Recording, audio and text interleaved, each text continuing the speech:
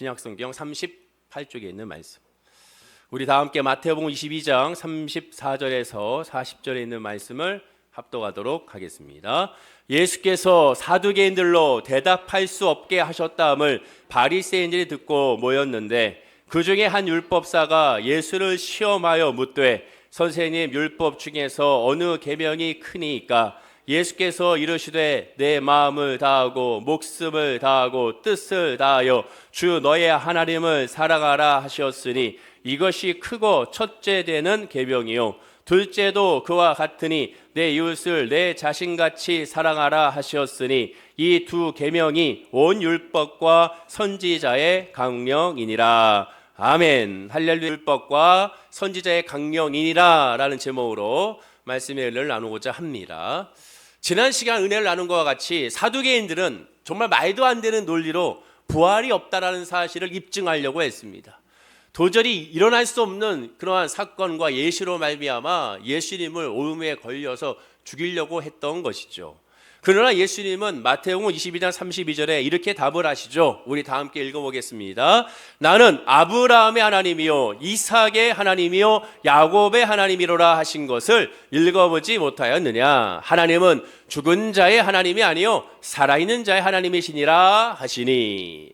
하나님은 죽은 자의 하나님이 아니요 살아있는 자의 하나님이시다. 현재 진행형의 지금 현재의 하나님이라는 사실을 우리가 늘 깨달아야 한다고 말씀을 드렸습니다.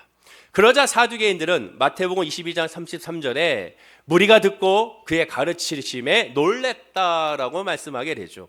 아무런 반박을 더 이상 하지 못하고 그들은 그 자리에서 물러날 수밖에 없었습니다. 자, 첫 번째, 바리새인들의 준비한 올무가 실패로 돌아가고, 두 번째, 이제 사두개인들이 준비했던 올무도 실패로 돌아갔습니다. 세 번의 성전 정화의 사건을 통하여 망신을 당하고 그 망신을 만회하고자 예수님을 또한 대중들 앞에서 망신뿐만 아니라 예수를 잡아 죽일 구실, 그 명분을 쌓으려고 올무로 말미암아 질문을 드렸는데 그 질문을 상상할 수 없는 답변으로 말미암아 결국 그 질문에서 빠져나간 것을 우리가 확인하게 되죠. 첫 번째, 두 번째 모두 다 실패로 돌아가자 이제 세 번째로 바리새인들이 다시 그 세 번째 올무를 준비하는 말씀이 오늘 본문의 말씀입니다. 이 정도 되면 포기할 만한데 포기하지 않는 바로 이 사람의 악행의 모습을 살펴볼 수가 있게 되죠. 자, 오늘 본문 말씀을 어떻게 시작하는지를 보십시오.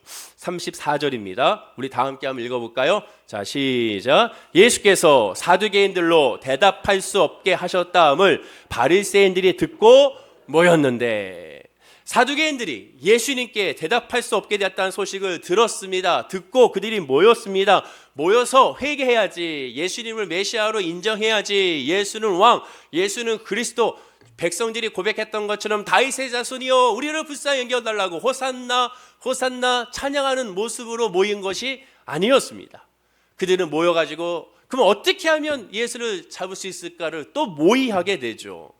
그리고 나서 모의한 끝에 본문 35절과 36절에 그렇게 열심히 준비했던 질문을 마지막으로 하게 됩니다. 자, 우리 본문 말씀 읽어볼까요? 시작. 그 중에 한 율법사가 예수를 시험하여 묻되 선생님, 율법 중에서 어느 계명이 크니까? 예수님께 모인 바리새인들, 율법사들이, 서기관들이, 이 학자들, 오늘날의 대학 교수라고 할 수 있는 이 사람들이 모여가지고 열심히 준비한 질문, 그 질문을 지금 예수님께 한 율법사를 통하여 하고 있습니다. 그 질문은 율법 중에 어느 것이 가장 큰지에 대해서 질문하게 되는 것이죠. 자, 그런데 가만히 생각해 보면 첫 번째 질문과 두 번째 질문과 지금 세 번째 질문은 차이가 있음을 발견하게 됩니다. 첫 번째, 두 번째 질문은 뭐 아니면 도인 것을 우리가 확인할 수가 있죠. 그 질문 그 자체에 이미 답이 이거 아니면 저것이라는 사실을 염두에 두고 나서 그 질문 자체를 하고 있는 것을 확인할 수가 있습니다. 그런데 이 세 번째 질문은 첫 번째와 두 번째 질문의 양식과는 완전히 다르죠. 지금까지 이 두 가지의 질문에는 무조건 그 둘 중에 하나의 답을 함으로 말미암아 무슨 답을 하든지 올무에 걸려서 예수를 죽일 수 있는 명분을 쌓으려고 했었습니다. 하지만 본문의 질문은 둘 중 하나의 답을 하라는 질문은 아니었습니다.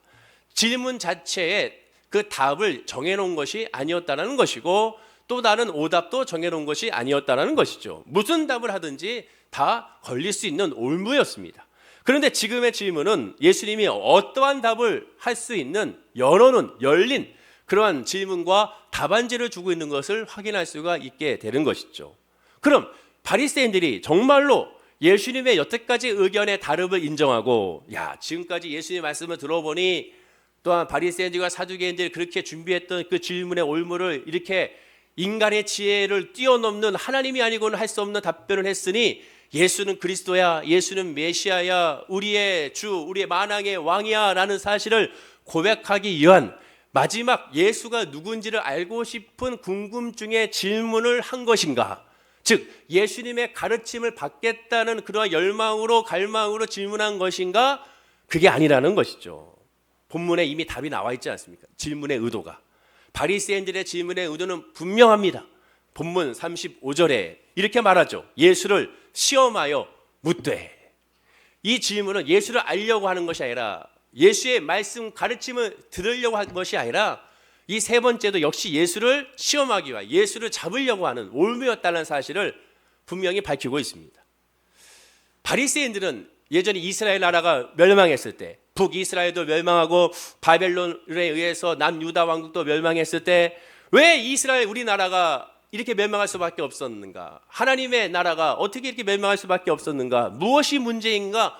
나라가 멸망해서 끝나는 것이 아니라 바벨론의 포로로 끌려간 그 이유가 무엇인지에 대해서 그들은 고민하게 됩니다. 종교 지도자들이 모여서 고민했을 때 그들은 결론을 내리게 되죠. 그 결론은 우리가 수많은 하나님의 선지자들의 메시지에 귀를 기울이지 아니하고 회개하지 않았기 때문이라는 사실을 인정했습니다. 동시에 그것을 뛰어넘어 먼저는 하나님의 말씀, 모세를 통한 하나님의 율법을 온전히 지키지 않았기 때문에 이렇게 나라가 망하고 바벨론의 포로로 끌려갈 수밖에 없었다는 사실을 그들이 인정하게 되죠.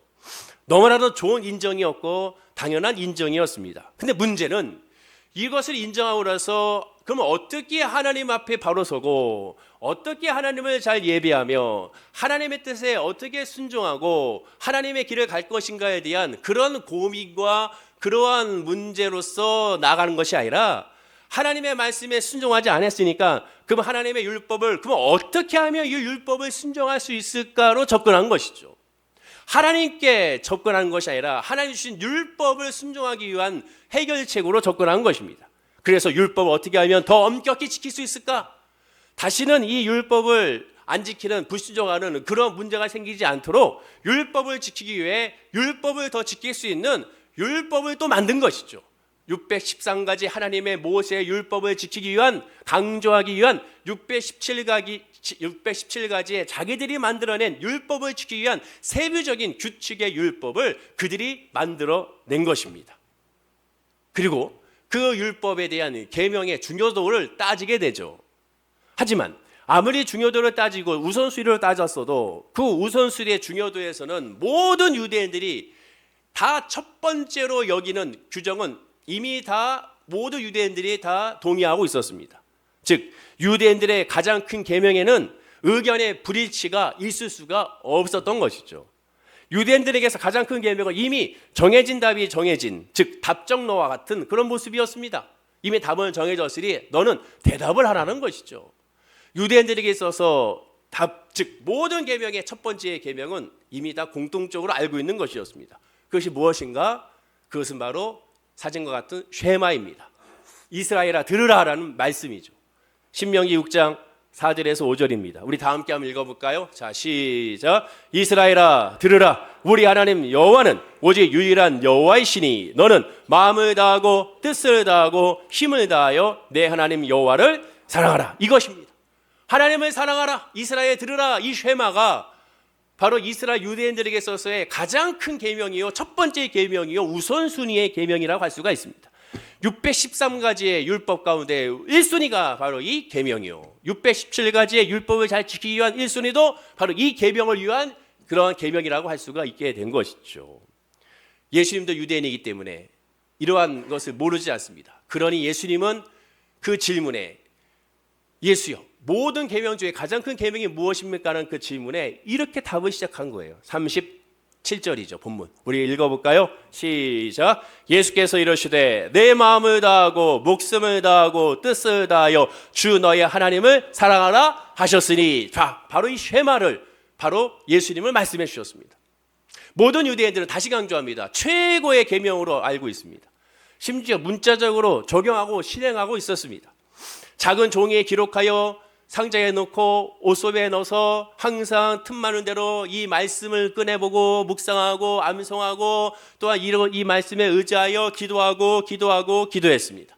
사진과 같이 대문에 아예 문패를 만들어서 들어가고 나갈 때마다 그 문패에 문지르고 뽀뽀도 하면서 하나님의 말씀에 순종하고 하나님의 사랑하는 것에 제 첫 번째 가장 큰 계명이라는 사실을 인정하고 실천하기 위하여 노력한 것이죠. 예수님도 유대인으로 오셨고 어려서부터 회당에서 율법 교육을 받았기에 가장 큰 계명이 무엇입니까? 라는 이 질문에 첫 번째 시작의 답은 바로 하나님을 사랑하라는 쇠마의 답밖에 없다라는 사실을 예수님도 모르지 않습니다. 바리새인들도 익히 짐작하고 있었겠죠. 그래서 예수님도 그렇게 답을 하신 겁니다. 자, 그럼 여기서 좀 이상하죠. 뭐가 이상한가? 바리새인들도 알고 있고 사두개인들도 알고 있고 예수님도 알고 있는 모든 계명 중에 가장 큰 계명이 무엇입니까? 라는 질문에 모든 사람들이 다 알 수 있는 그러한 답을 예수님도 말씀하고 있다면 정답이잖아요. 그럼 그 답이 어떻게 올무가 될 수 있었을까? 올무가 될 수 있으니까 이 바리새인들이 밤새도록 연구해가지고 예수를 잡으려고 했던 것인데, 그 질문 자체에 왜 올무가 될 수 있었을까? 왜 시험을 하겠다고 했을까? 본문에서 바리새인들은 사두개인들로 대답할 수 없게 하셨다함을 듣고 모였다고 하지 않습니까? 그러니까 이들이, 이 대학 교수라고 할 수 있는 이들이, 똑똑하다고 해서 지성인들이 모여가지고 한 질문이니까 분명히 문제가 있는 질문일 텐데, 그러한 쉬운 답을 할 수 있는 질문을 예수님께 할 수 있었을까? 이들이 그냥 모인 것이 아니지 않습니까? 얼마나 머리를 굴렸겠습니까? 그렇습니다. 예수님이 하나님을 사랑하라라는 한 가지 계명만 들었다면 바로 그 대답으로 말미암아 반박하고 있고 공격할 수가 있기 때문에 그렇습니다. 이미 답이 정해져 있으니 그 답을 하자마자 공격하겠죠. 어떻게? 그럼 하나님을 사랑하라라고 답을 했다면, 예수여, 왜 당신과 당신의 제자들은 안식일을 지키지 않습니까? 왜 안식일에 일을 하고, 왜 안식일에 질병을 치료하며, 왜 안식일에 이렇게 많이 먹습니까? 일을 합니까? 그렇게 반박할 수가 있었겠죠. 또한 율법을 지키지 않는 주인이나 창녀들은 물론 우상 숭배하는 이방인들과 왜 교제를 합니까? 하나님을 사랑하고 하나님 율법을 지켜야 될 텐데 왜 그렇게 합니까? 라고 바로 반박할 수 있는 근거가 되겠죠. 그리고 만약 예수님이 첫째가 하나님 사랑이고 둘째가 이웃 사랑을 대답했다면 역시 말꼬리를 잡을 수가 있습니다. 이 모든 것들이 이웃을 위한 거야. 이 모든 것들이 사람을 위한 것이야. 그들을 사랑하기 위한 하나님의 말씀을 실천한 것이야 라고 했다면 역시 그것도 바로 말꼬리를 잡아서 예수를 죽일 수 있는 명분이 생기죠. 그 명분은 바로 무엇이냐? 고르반이라는 제도입니다. 고르반은 화면과 같이 헌물, 곧 하나님께 드리기 위하여 거룩하게 구별하여 따로 떼어둔 헌물 또는 예물을 말합니다. 어떠한 물질이 있을 때 그 물질에 이건 고르반이야 그러면 어느 누구도 건들 수가 없는 거죠. 하나님께 시간을 드리든 뭘 하든지 간에 이건 고르반입니다라고 구별됐습니다 하면 그것에 대해서 어느 누구도 그것을 타치할 수가 없습니다. 가족도 그럴 수가 없죠. 그러다 보니까 이 고르반에 대한 제도를 역이용합니다. 바로 유대인들이, 이스라엘 백성들이 하나님께로 바치겠다고 생각하면 부모를 공경하지 않는다고 가르치는 것으로 역이용한 것이죠. 모든 것이 하나님의 우선순위니까 그렇게 가르친 겁니다. 아이러니하게도 로마에게 세금을 바치는 문제에 대해서 자, 이건 로마에 세금을 바쳐. 근데 이건 고르반이야? 그래버리면 될 텐데 또 그렇게 하지 않는 거죠. 왜? 그러면 자기들 죽으니까.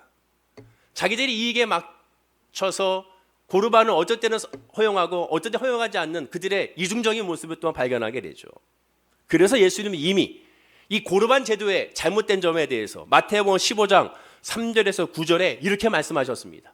제가 읽어드릴게요. 대답하여 이르되 너희는 어찌하여 너희의 전통으로 617가지의 자기들이 만들어낸 율법으로 하나님의 계명을 범하느냐? 너희들의 계명으로 어찌 하나님의 율법을 범하느냐? 하나님이 이르셨으되 내 부모를 공경하라 하시고 또 아버지나 어머니를 비방하는 자는 반드시 죽임을 당하리라 하셨거늘 너희는 이르되 누구든지 아버지에게나 어머니에게 말하기를 내가 드려 유익하게 할 것이 하나님께 드림이 되었다고 하기만 하면 부모를 공경할 것이 없다 하여 너희의 전통으로 하나님의 말씀을 피하는도다. 외식하는 자들아 이사야가 너에게 관하여 잘 예언하였도다. 일렀으되 이 백성이 입술로 나를 공경하되 마음은 내게서 멀도다. 사람의 계명으로 교훈을 삼아 가르치니 나를 헛되이 경배하는도다 라고 말씀하십니다. 부모를 공경하지 않으려고, 부모에게 돈 쓰지 않으려고, 이건 하나님께 구별된 것이라고 고르방이라고 외친 것이죠. 그러므로 말미암아 하나님을 사실 섬기지도 않으면서 이익으로 말미암아 물질을 결국 자기 중심으로 이익으로 쓰고자 하는 그들의 모습을 비판하고 있는 겁니다. 그렇습니다. 예수님 입술로는 하나님을 존경해도 마음으로는 하나님께 멀고 있는 것에 대해서 야단치고 있죠. 마태복음 5장 산상수훈에도 예물을 하나님께 드리러 오다가 형제에게 원망 들을 일이 생각나고도 먼저 화해한 후에야 예물을 바치라고 가르쳤습니다. 즉 바리새인들은 하나님의 사랑이 가장 크다고 말한 예수님의 대답과 이전의 가르침에 대해서 반박하려고 했습니다. 그런데 그 반박을 하려고 하는 그 순간 예수님은 그 다음에 바로 이어서 이렇게 말씀하죠. 본문 38절과 39절입니다. 자, 읽어볼까요? 시작. 이것이 크고 첫째 되는 계명이요 둘째도 그와 같으니 내 이웃을 내 자신같이 사랑하라 하셨으니. 이것이 첫째 되는 계명이다. 하나님의 사랑하는 것 첫째 되는 계명이요 둘째도 이와 같으니 이웃 사랑도 하나님의 사랑과 같다라는 거예요. 놀라운 말씀이죠. 하나님의 사랑이 먼저고 두 번째가 이웃 사랑이야. 그러니까 하나님의 사랑이 지켜지고 두 번째는 우선순위를 따지면 이웃 사랑이 두 번째야. 이렇게 말한 것이 아니라 첫째는 하나님의 사랑이고 둘째는 이웃 사랑인데 이것은 같다라는 거예요. 첫째 하나님의 사랑, 둘째 이웃 사랑은 뗄래야 뗄 수 없는 모습이라는 겁니다. 동시에 예수님은 구분했어요. 첫째는 하나님 사랑, 둘째는 이웃 사랑. 바리새인 율법사들은 예수님의 답에서 말꼬리 찾기가 애매했습니다. 구분도 지었고 동시에 같은 것이라고 말했습니다. 그리고 그 의미가 무엇인지를 그들은 또 알았기 때문에 그 자리에서 쉽게 반박할 수 없었던 것이죠. 잘못 반박하며 첫 번째 바리새인들 자기들이 첫 번째 가이사에게 드린 게 맞습니까? 하나님께 드린 것이 맞습니까? 지문에 그 지문에 대해서 자기들이 여태까지 잘못해왔던 물질적인 잘못이 그대로 다 드러날 수밖에 없는 상황에 놓여지자 아무 소리 못했던 것처럼 지금 이 순간에도 그런 상황에 놓일 수 있기 때문에 아무 소리 못하게 된 것이죠. 같은 말씀인 같은 사건이 기록된 마가복음에 보면 마가복음 12장 32절에 예수님의 이 말씀이 떨어지자마자 이들의 반응을 보십시오. 서기관이 이르되 선생님이여 옳소이다. 자기도 모르는 사이에 옳습니다는 말이 그냥 터져 나왔습니다. 반박하지 못하고 그냥 옳습니다는 말이 시은할 수밖에 없는 것이죠. 예수님이 이들의 숨은 생각, 숨은 악행, 숨은 모략을 모를 리가 없습니다. 인간이 아무리 똑똑하다고 생각하더라도 논리적으로 잘한다고 생각하더라도 한계가 있습니다. 하나님보다 앞서갈 수 없죠. 아무리 경험이 많다 하더라도 결국에는 하나님의 역사 앞에서는 엎드리게 되는 거예요. 하나님 앞에서 하나님 말씀 앞에서 인간은 꼼짝 못하고 항복할 수밖에 없음을 알아야 됩니다. 자, 문제는 여기죠. 율법사가 예수님의 답변에 항복을 했습니다. 그러면 이 항복한 것이 예수님의 말씀의 의도를 정확하게 깨달아서 항복한 것입니까? 아니라는 거죠. 첫 번째도 마찬가지입니다. 첫 번째 예수님의 질문에 가이사와 하나님께 드리라는 그러한 세금 문제에 대해서 그들이 인정을 했지만 자기들의 죄를 인정하지 않은 것처럼 이 시간에도 마찬가지입니다. 예수님의 말씀에 항복했습니다. 옳습니다 말했으면 그 예수님의 그 정확한 영적인 의미에 대해서 아멘한 것은 아니라는 것이죠. 그 뜻을 온전히 알고 옳습니다 한 것이 아니었던 겁니다. 오늘도 마찬가지예요. 오늘 본문은 너무나도 많은 사람이 알고 있습니다. 이 자리에 계신 모든 분들이 여태까지 신앙생활하면서 메시지로 많이 들었고 많이 묵상하고 많이 적용하려고 했을 것입니다. 그런데 그 적용이 대부분 하나님 사랑과 이웃 사랑을 하다 보니까 우선순위를 구분해 놓으시고 둘 다 같다고 하셨으니까 그래 하나님도 사랑해야 되고 이웃도 사랑해야지 그 이웃을 사랑하기 위해서 우리가 노력해야지 이렇게 생각하는 것이죠. 거듭 강조하지만 하나님을 사랑하는 성도라면 당연히 이웃도 사랑해야 한다는 논리는 당연한 것이고 그렇게 해야 됩니다. 하지만 그 이웃 사랑이 도덕적인 사랑이 아니라는 것이죠. 예수님은 지금 도덕의 말씀을 하는 것이 아닙니다. 우리가 생각하는 도덕적인 이웃 사랑 저 사람을 사랑해주고 저 사람을 용서해주고 저 사람의 관심 가져주고 저 사람의 필요를 채워주는 그 사랑이 아닙니다. 어떠한 인간도 쉽게 용서할 수 없고 어떠한 인간도 쉽게 다가갈 수 없어요. 어떠한 인간도 그것에 대해서 자유할 수가 없습니다. 성경은 그것을 강요하고 있지 않습니다.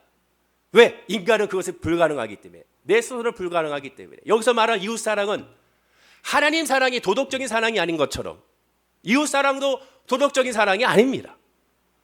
예수님이 강조한 것은 그런 사랑이 아닌 것이죠. 인간의 사랑이 아니에요. 현실적으로 생각해 보십시오. 예물을 제단에 드리는 것과 형제와 화해한 일이 동시에 생기면 어느 것부터 해야겠습니까? 현실적으로 어느 것부터 하나요? 교회 오는 길에 갑자기 형제와 싸웠던 일이 생각나서 먼저 오늘 예배 드리지 말고 먼저 화해하고 와야겠다, 그런 분 계십니까? 그렇게 했다고 해가지고 목사님께 얘기하면 많은 목사님들이 잘하셨습니다 하고 칭찬해 주면 계시나요? 현실은 그렇지 않잖아요. 사실상 최고로 강조되는 것이 교회 중심의 삶이지 않습니까? 예전에 한 큰 교회 목사님이 놀아도 교회에서 놀라고 그랬습니다. 그때는 그런 줄 알았어요. 근데 그게 성경을 보다 보니까 아니더라고요. 교회에서 노는 것이 아니고 교회에서는 머무는 것이 아닙니다. 교회는 하나님의 말씀을 가지고 나가야죠. 디아스포라에서 저 여러분들의 직장에, 여러분의 사업장에, 여러분들이 있는 삶의 빛과 소금이 되기 위한 여기는 전초기지일 뿐이지 여기서 머물고 여기가 좋사오니 여기 있는 것이 아닙니다. 야, 우리 믿음의 성도 함께 있는 거 좋으니 우리 항상 믿음의 성도하고만 만나서 놀아야지.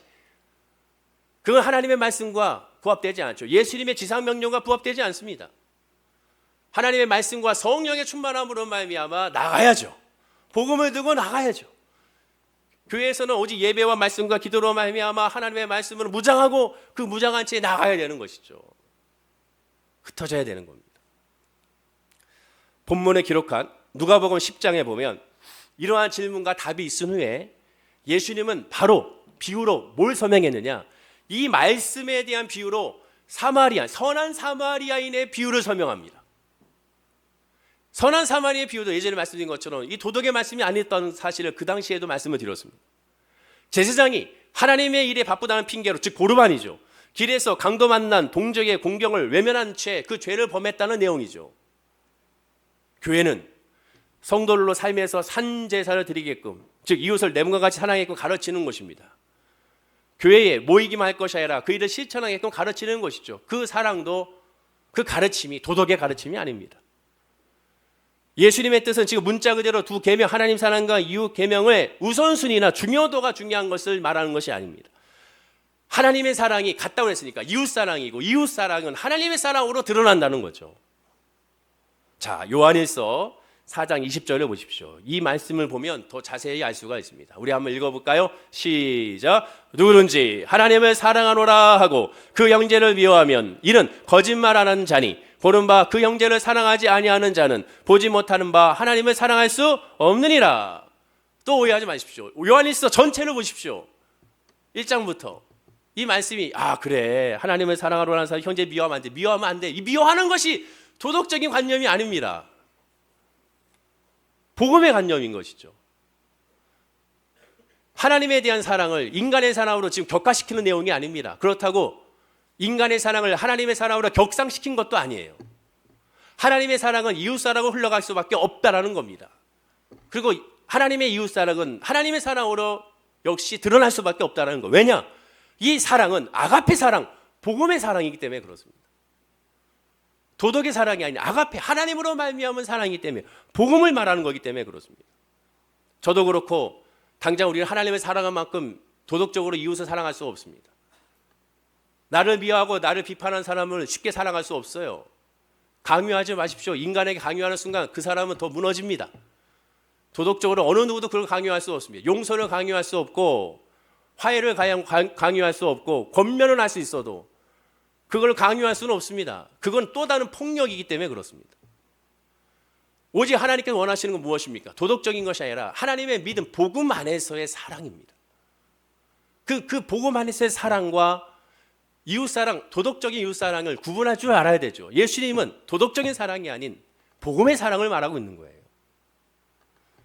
하나님을 사랑하지 않는 불신자의 이웃사랑을 보십시오. 하나님을 사랑하는 성도 이상으로 이웃사랑하는 사람들이 많습니다. 그러나 그 차원은 다르죠. 역으로 말하면 하나님, 특별히 예수님의 십자가의 사랑을 모르는 사람은 이웃을 진정으로 사랑할 수 없습니다. 역시 다시 오해하지 마십시오. 불신자의 사랑에는 보상을 바라지 않는 정말 순수한 이타적인 사랑이 많습니다. 믿음의 사람조차도 흉내낼 수 없는 야 어떻게 저렇게까지 할 수 있을까 하는 사랑이 굉장히 많아요. 그 열성, 그 희생은 어마어마합니다. 그러나 그들의 사랑은 하나님 보시기에 완전하지 않습니다. 왜? 아가페의 사랑, 하나님 말하는 예수님이 지금 강조하는 이웃 사랑은 아니기 때문에 그렇습니다. 거기에는 복음이 들어가 있지 않기 때문에 그렇습니다. 복음이 없이는 구원이 이룰 수가 없기 때문에 그렇습니다. 성경 66권의 하나님의 사랑은 무슨 사랑입니까? 이 땅에서 무엇을 먹을까, 무엇을 입을까, 무엇을 마실까를 채워주는 사랑입니까? 아니잖아요. 성경 66권의 하나님의 사랑은 나를 깨닫고 내가 하나님이라는 사실을 깨달아 나의 안에 거하라고 회개하고 나를 믿으라는 사랑이죠. 그게 뭡니까? 영생, 구원이죠. 예수님의 십자가의 사랑은 도덕적인 사랑이 아니죠. 우리의 죄를 구원하기 위한 십자가의 사랑입니다. 바로 그 사랑을 강조하고 있는 거예요. 그 사랑이 차이가 있는 거예요. 불신자의 이웃사랑을 굳이 비교해 본다면 동정에 가깝습니다. 동정. 자, 동정의 사전적 의미가 뭡니까? 두 가지가 있죠. 화면에 보시면 남의 어려운 처지를 자기 일처럼 알아주거나 가엽게 여기는 마음입니다. 두 번째, 남의 그 어려운 처지를 이해하여 정신적으로 물질적으로 도와주는 것이 바로 동정입니다. 이게 동정이에요. 자, 이 동정에는 상대가 불쌍하다는 것을 인지하고 그 불쌍하니까 내가 도와주고 내가 시간을 내고 그를 보살펴 줍니다. 이게 동정입니다. 근데 이 동정에는 뭐가 없느냐? 남에 대한 불쌍함은 있지만 그 남에 대한 불쌍함을 통한 자신의 불쌍함은 없어요. 선행한 후에는 상대의 불쌍함만 남지 그로 말미암아 나의 불쌍함으로 말미암아 자신을 돌아보지는 않습니다. 자연히 시간이 흘러다 보면 보람도 생기고 성취감도 생기죠.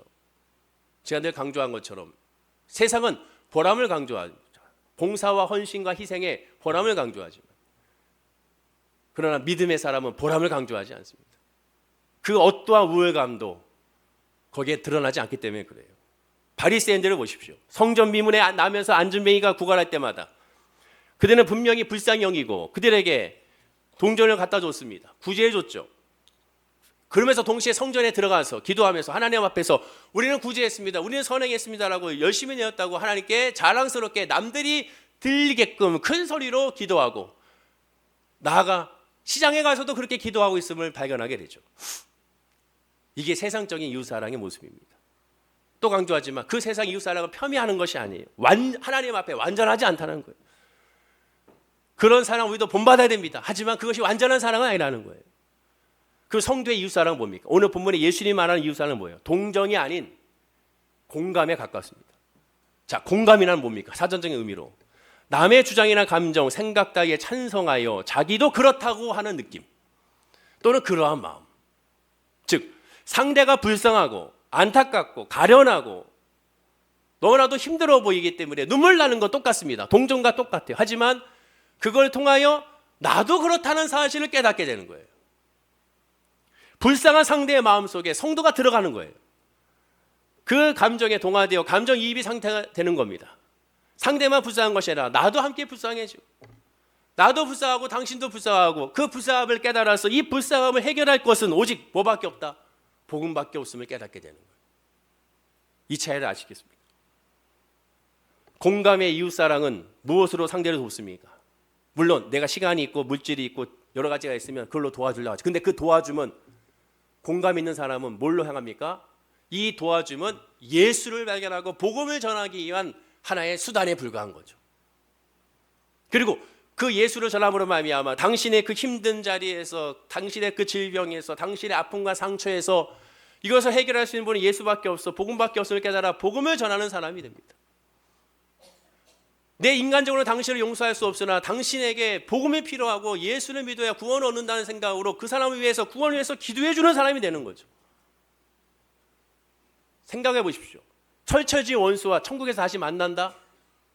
그만큼 완전한 용서가 어디 있습니까? 완전한 용서가 어디 있어요? 저 살인범이 천국에서 다시 만난다? 그를 위하여 내가 그 사람을 위해서 기도해 준다? 그런 완전한 사랑이 어디 있습니까? 그게 하나님 앞의 사랑이에요. 복음 안의 사랑. 이 땅은 금방입니다. 이 땅은 금방. 인간의 육신이 있기 때문에 역시 그것도 금방이에요. 하지만 저 영생에서 함께 한다는 그 사실, 이를 위해 기도해 주는 것, 그게 완전한 사랑입니다. 복음을 전하는 것, 예수를 전하는 것. 예수님처럼 자신을 그 사람 위치에 갖게 하거나 또한 낮춰줘서 서로 나도 은혜가 필요하고 당신도 은혜가 필요하고 그 은혜를 말미암아 하나님께 구하고 간구하는 존재가 되죠. 정작 도와준 사람은 그러므로 내가 아닙니다. 나를 통로 삼아 예수를 전함으로 물질로 힘들어하는 그가 예수 믿음으로만 일어나고, 질병으로 힘들어하는 그가 예수로 말미암아 일어나며, 아파하는 그가 예수로 말미암아 자유케 되는 것이죠. 그러니 나도 부족한 존재요, 당신도 부족한 존재요, 나도 은혜가 필요하고 당신도 은혜가 필요하니 그 모든 것에 대해서 자랑치 않게 되죠. 하나님 앞에 늘 엎드리게 되고 어떠한 보람이나 어떠한 우월감이나 어떠한 자랑이 있을 수가 없습니다. 그저 은혜입니다라고 고백하게 되죠. 지금 예수님이 강조하는 이 하나님 사랑과 이웃 사랑은 바로 그 복음을 전하는 사랑입니다. 복음이 모든 것이라는 사실을 깨닫는 것이 바로 이 사랑입니다. 당신에게 필요한 건 예수가라는 사실을 철저하게 깨닫고 정말 간이 저리도록 깨닫는 것이 바로 이 하나님의 사랑과 이웃 사랑입니다. 예레미야 선지자가 눈물로 호소한 게 뭐예요? 제발 회개하고 돌아오는 거잖아요. 바벨론은 망합니다. 바벨론에서 망할 수밖에 없으면 이 나라는 망합니다. 나아가 이 바벨론은 망할 것이고 모든 나라는 망합니다. 그렇기 때문이라도 하나님 앞에 우리는 엎드려야 됩니다. 그 호소가 예레미야 호소지 않습니까? 근데 우리는 어떻습니까? 우리가 지금 당장 필요한 것이 뭡니까? 정말 예수인지를 발견해야죠. 하나님의 은혜인가? 정말 성령의 충만함을 바라보는가? 하나님을 알고자 하는가? 그 간절함이 있는가? 바로 그 간절함을 구하고 그 간절함을 위하여 기도하는 것이 하나님 사랑이자 이웃 사랑인 거죠. 그 아가페 사랑인 겁니다. 사도행전 3장을 다시 보면 성전 비문의 안질맹이에게 베드로가 어떻게 말했는지 보십시오. 이 베드로가 말한 사람, 성령에 충만한, 사도행전 2장에서 오순절 마가다라방에서 성령에 충만을 받은 이 베드로가 이렇게 전하잖아요. 사도행전 3장 6절입니다. 우리 다 함께 읽어볼까요? 시작. 베드로가 이르되 은과 금은 내게 없거니와 내게 있는 이것을 내게 주노니 나사렛 예수 그리스도의 이름으로 일어나 걸으라 하고. 은과 금은 내게 없거니와, 없어. 근데 내게 있는 것을 내게 주노니, 그게 뭐 예수 그리스도의 복음이죠. 그럼 내가 예수를 알아야죠. 오순절 마가 성령의 충만을 받으니까 깨닫는 거죠. 지금 우리에게 필요한 건 예수구나. 이 사람에게 필요한 건 예수구나. 그 믿음이구나. 믿음이 일어나게 하는구나. 그 믿음이 회복시키는구나. 믿음이 역사가 나타나는구나 깨닫게 되죠. 그러니 먼저 구할 건 예수가 되는 거고 하나님의 성령이 되는 거고 그 성령의 간절함으로 하나님 앞에 눈물로 호소하고 기도하는 사람이 되고 그 기도가 바로 이웃사랑이라는 거예요. 내 주변에 라면 박스 갖다 주고 또 물건 갖다 주고 돌려달라면 돈 꿔주고 그게 다가 아니라 바로 예수를 전하는 겁니다. 예수를 전하는 거예요. 그리고 예수를 믿기로 열심히 간절하게 기도해 주는 거예요. 눈물로 기도해 주는 거죠. 솔직히 우리가 기도하는 내용들 살펴보십시오. 정말로 질병의 치료를 위해서 눈물로 많이 기도하고 문제 해결을 위해서 눈물로 기도하지만 믿음을 놓고 정말 얼마나 눈물로 기도하는지 한번 살펴보시기 바랍니다. 예전부터 말씀드렸죠. 수능 시험 당일만 되면 각 큰 교회들마다 하루 종일 성적을 위해서 기도해 주는데 하루 종일 성적을 위해서 기도하지 말고 그날만큼 하루 종일 우리 아이의 믿음을 놓고 그렇게 기도하면 하나님 얼마나 기뻐하시겠습니까? 성적이 중요한 것이 아니라 먼저 그의 나라 그의 일을 구하라고 했는데 사실상 그날만큼은 성적만 기도하잖아요. 좋은 대학 이름 써놓고 서울대, 연세대, 고려 다 서울대, 연세대, 고려대로 다 써있더라. 항상 제가 가서 기도해 보면. 그리고 또 점수 이렇게 해서 또 점수도 내가 봤을 때 얘 점수 이렇게 안 나오는데 그래서 물어보면 주변에 다 이렇게 쓰니까 저도 이렇게 그냥 바라봄으로 썼습니다. 그 하나님 앞에 이미 거짓말하는 거죠. 이미 부끄러워하는 거잖아요. 믿음이 먼저고 은혜가 먼저고 말씀이 먼저인데 그러나 우리는 고루방 일을 행하는 것처럼 하나님을 부르지만 사실 자기 이익을 추구하는 경우가 얼마나 많습니까? 우리는 깨달아야 됩니다. 자신의 능력이 아니라 예수님의 권능으로 우리가 살아가고 있음을 알아야죠. 하나님이 먼저라는 사실을 깨달아야 됩니다. 주가 먼저고 주의 은혜가 먼저고 주의 사랑이 먼저라는 거죠. 공부 아무리 잘하면 뭐합니까? 예수를 믿지 않으면 아무 의미가 없습니다. 좋은 직장, 좋은 대학에 들어가면 뭐합니까? 예수를 믿지 않으면 아무 의미가 없습니다. 먼저 구할 거 예수죠. 저는 철저히 깨닫고 있습니다. 예수가 먼저라는 사실. 그 아무리 공부 잘해봐야 그때뿐이죠. 그때는 그게 행복인 줄 알았죠. 야 할렐루야 근데 그게 아니더라고. 그게 아니더라고. 하나님이 먼저라는 사실을 다시 깨닫게 돼요. 믿음이 먼저. 하나님의 비전과 목표가 먼저. 그것으로 말미암아 나아가는 것이 먼저. 구원이 먼저라는 사실을 다시 깨닫게 되는 거죠. 예수님이 이 땅에 인간의 몸을 오실 수밖에 없던 이유가 뭡니까? 이 땅에 동정의 사랑만 가득 차지 공감의 사랑이 없기 때문에 그렇습니다. 히브리서 4장 15절 보면 놀랍습니다. 자, 한번 읽어볼까요? 시작. 우리에게 있는 대지상은 우리의 연약함을 동정하지 못하시리가 아니요 모든 일에 우리가 똑같이 시험을 받으시리로되 죄는 없으시다. 앞에 부분은 동정의 사랑을 얘기하고 뒷부분은 공감의 사랑을 말씀하고 있습니다. 예수님은 오직 십자가의 죽으로 동정을 넘어 공감의 사랑을 실천하고 이 땅에 오셨던 거죠. 오늘날 우리 자신과 주변을 바라보십시오. 인간적 사랑의 동정은 역사상 최고가 되었습니다. 방송만 보십시오. 방송에 보면은 또 동행이라는 프로도 봐도 거기에 사람들이 얼마나 많이 그 프로를 보면서 안쓰럽게 여기고 불쌍하니까 전화해가지고 한 번 통화할 때 1,000원 또한 2,000원, 3,000원, 만원까지도 하지 않습니까? 그러면 거기에 숫자가 계속 올라가죠. 프로를 끝날 때까지 계속 올라가죠. 많은 사람들이 동정을 하고 동정이 정말로 그 어느 때보다도 가장 최고적으로 올라갈 때가 아닌가 생각이 듭니다. 하지만 그만큼 뭐가 사라졌나? 공감이 사라지고 있죠. 그 공감은 바로 무엇입니까? 예수의 십자가의 공감이 사라지고 있는 거죠. 내가 죄인이고 내가 부족하고 내가 연약하고 나는 하나님의 은혜가 필요하다는 사실을 깨닫는 것이 점점 사라지고 있지 않습니까? 여러분들은 어때요? 지금 여러분 하나님의 은혜가 필요합니까? 지금의 문제 해결보다 더 하나님의 은혜가 먼저 필요하냐고 묻는 거죠. 지금의 질병의 치료보다 먼저 하나님의 은혜가 난 먼저입니다라고 고백하고 있습니다. 이 모든 것의 해결보다 먼저 하나님의 은혜입니다. 내 자녀에게 좋은 대학과 좋은 직장과 좋은 결혼의 문이 열리는 것보다 먼저 필요한 건 하나님 믿음입니다 라고 정말로 우리 입술에서 간절하게 외치고 있는지를 묻고 있는 거죠. 예수님은 하나님 사랑과 이웃 사랑을 그렇게 말씀하고 있는 거예요. 주가 먼저라는 겁니다. 말씀을 맺겠습니다. 하나님의 성도를 세상에 불러낸 목적은 다른 것이 아닙니다. 복음의 통로로서 복의 근원으로서 주의 복음을 전하는 것이죠. 본문 말씀으로 하나님의 사랑과 이웃 사랑이지 자기 사랑이 아닙니다. 그러나 오늘날 오직 자기만 사랑하기 바쁘죠. 자기를 형통해 해달라고 하나님께 눈물 콧물 다 흘리면서 천의재단을 쌓고 있습니다. 예수님의 첫째 하나님의 사랑은 종교적 의미를 강조하는 것이 아니요. 둘째 이웃 사랑도 인간적인 휴머니적인 사랑, 사회복지적인 차원의 사랑이 아닙니다. 하나님 사랑도 하나님의 영이 아니면 하나님을 사랑할 수 없는 것처럼 이웃 사랑도 하나님의 영이 임하기에 그 하나님의 영이 아니면 이 이웃도 살아갈 수 없고 구원받을 수 없음을 깨달아 복음을 전하는 것이라고 할 수가 있게 되는 것이죠. 이것은 그러므로 같을 수밖에 없는 거죠. 분리될 수가 없는 겁니다.